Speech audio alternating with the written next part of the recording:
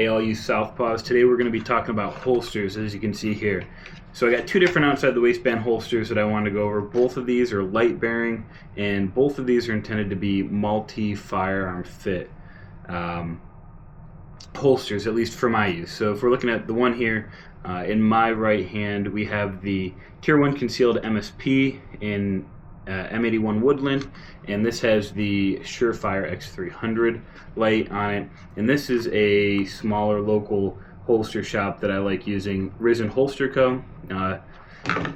And this is on the TLR1 HL, and this is supposed to be for 2011 style 5-inch, and I think that's what the important delineation is here for these. So let's just go over what we have. This is the setup that I'm going to be trying to use at the range this weekend.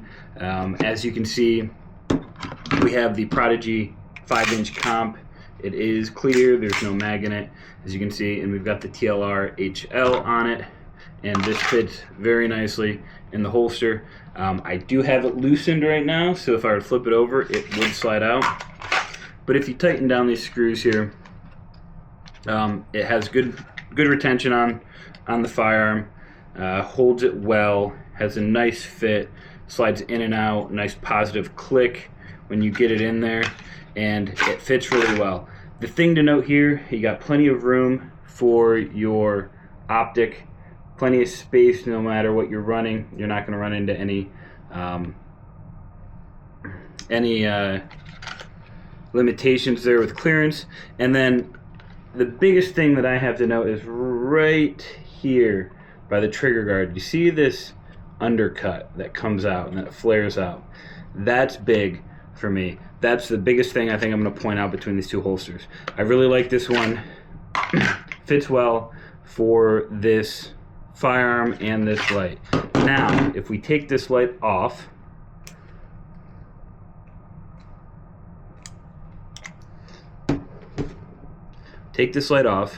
and we put it on, say, a Canic. This is a Canic TP9 Combat Elite. Take it, we stick it on there. Let's just tighten the screw down just so that it doesn't have a clearance issue. And we try to stick it in. It doesn't fit. Obviously, as I mentioned, this is a 2011 style holster, but it doesn't fit.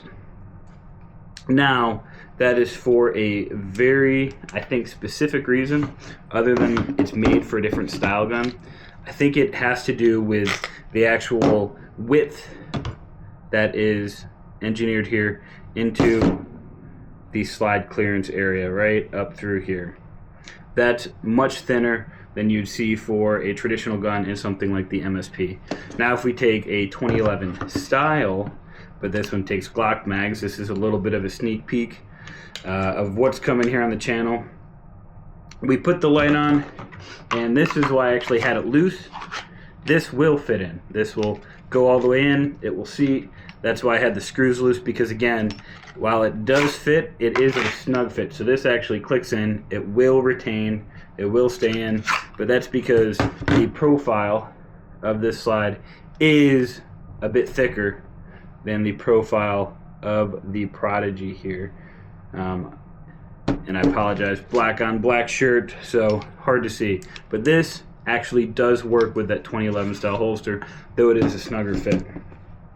Now, if we go over to the MSP here, as you can see, the MSP is a little bit wider in this hand than the Risen 2011 light bearing holster in this hand. Again, 2011s generally have a thinner profile on the slide, so this one fits no problem. This one, I can take my X300, slide it on the Canic, and go ahead and pop it in, no problem. See, it retains, no issue, plenty of clearance here. And actually down here, this does have that little bit of the L cut right here. You can kind of see that it cuts in and flares out. This fits fine. Now, the issue that I have, what I have found with longer slide 2011s, is that little area does not like to play nice with the trigger guard. So this is kind of, you're in the middle, 4.6 inch barrel. The Canic is a 4.25, but 4.6, this does go in, it does retain, no issues there. However, this is where you can start to see that this little bump here, which you can probably see I've actually colored it black with Sharpie, and that's because I'm going to remove that material. It actually overlaps a bit underneath the trigger guard. So this one is still good, where I can get a good grip on it, be pretty high up under the trigger guard, and not have an issue drawing this. This one is usable. Now, where I run into an issue is when I go with the Prodigy. Again, this is a 5-inch with the 300, and when I go to put it in here, now there is a very large overhang from the trigger guard. There's a lot of space in there, and to me it affects my grip. When it's nice and tight in the holster, I can't get my hand up into the trigger guard as high as I'd like and really get a good grip on it, and it actually digs into my knuckle, and after a few draws it wears down and I start to get a blister.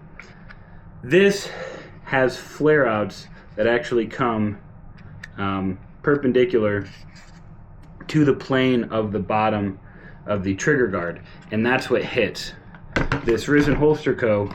does not. There are no flare outs. If you look here, see, it's just flat.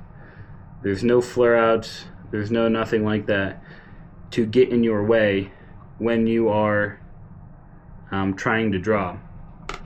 That is the biggest downside that I see of this Tier 1 holster. I'm going to go ahead and take a Dremel here and trim this down. But really, both of these I think are great holsters. This one will probably be a great platform for any of the 2011s. You can do a 5-inch, you can do a 4.5, 4 1/4, you can even do a 3.5-inch on this platform if you want to. You're just going to use that TLR H1. And then this one is kind of the do-it-all with the X300. And it's big enough to fit everything, which is great. It's got 4 retention screws here just to make sure that you can really clamp down on whatever's in there. Again, this is a thinner profile firearm, being a 2011 style, so there is some wiggle room in here, whereas if you put something like the Canik, it actually fits pretty snugly. One other thing to note, when you use something with a shorter barrel, you do have the overhang right here of the light, and so you're going to notice that the firearm doesn't actually sit down as far in the holster.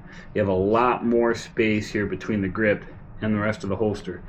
Not an issue when it's outside the waistband like these are, but it would be interesting to see how that works if you're going to get the inside of the waistband and try to concealed carry. This is going to be much taller. It's going to create a much higher profile and probably print more.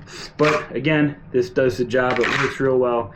It fits real nice, and I really think that the MSP is a great holster. A little bit more expensive, but if you're looking for one holster to do it all, this is probably it.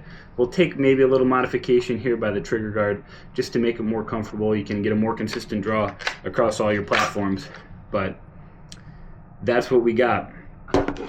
So we've got the Tier 1 concealed MSP on the Surefire X300 and the Risen Holster Co.